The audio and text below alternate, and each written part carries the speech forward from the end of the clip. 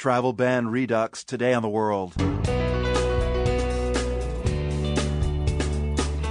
I'm Marco Werman. The Trump administration has unveiled a new ban on travelers from 6 Muslim-majority countries. The move comes after the previous ban led to public protests and legal challenges. This immigration lawyer says the new one looks a lot like the old one. It's a watered-down version of the previous ban, but it seems that it's been curtailed in a way to prevent legal obstacles in the court. Plus, a Japanese-American lawmaker in Hawaii, a Republican, questions Trump. I got booed for about 10 minutes straight because I kept insisting that Donald Trump did not represent the values that I think our party should represent. Those stories, plus the push for Catalonian independence. That's all today here on The World. I'm Marco Werman, and you're with The World. Glad you could make it here today. President Trump's first travel ban was hastily rolled out with great fanfare and eventually put on hold by the courts. Today, Trump signed a revised version away from the TV cameras, and administration officials are hoping this one will hold up in court. But if it's challenged, Attorney General Jeff Sessions said today his agency will fight for it. This Department of Justice will defend and enforce lawful orders of the President consistent with the core principles of our Constitution. The executive is empowered under the Constitution and by Congress to make national security judgments and to enforce our immigration policies in order to safeguard the American public. The new executive order temporarily bans travelers from 6 Muslim-majority nations, down from the original 7, and it omits Iraq from the list. It also makes exceptions for people who already have valid U.S. visas. Mana Yagani is an immigration lawyer based in Houston. I asked her what else is different about this new order. The main difference is that there is not a complete ban of Syrian refugees. It is just a blanket ban of 120 days of all refugees.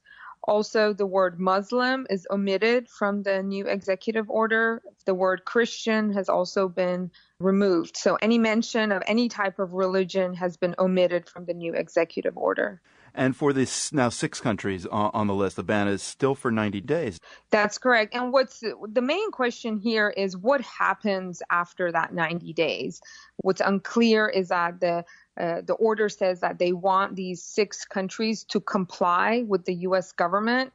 However, it's not enumerated as what they need to comply with.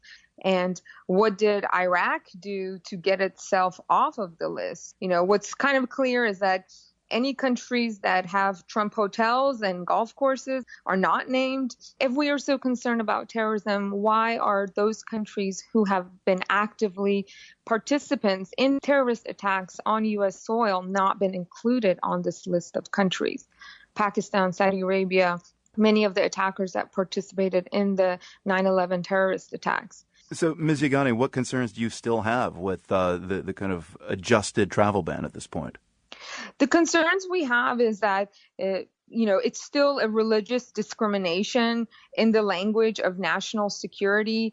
It does impact many U.S. citizens and permanent residents who live in the United States. For example, if someone is a naturalized U.S. citizen and their mother lives in Iran or their mom lives in Somalia, that person's mother will not be able to get a visa to come to the United States to visit their family member or visit their son.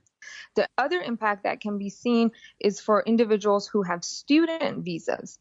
For example, if someone is here from Iran or Somalia or one of the 6 banned countries and they have a student visa, they will not be able to go back to their home country, let's say for Christmas or for summer vacation, to visit their family, because if they go back to visit, they will not be able to return if they have to renew their visa.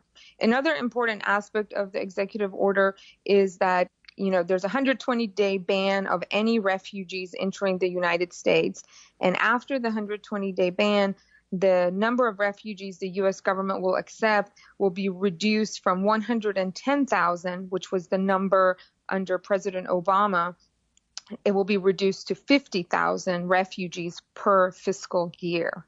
On a general note, the U.S. accepts less refugees than most countries of the world, and now that number has been reduced significantly. So just to be clear, after the 90 days, it's still...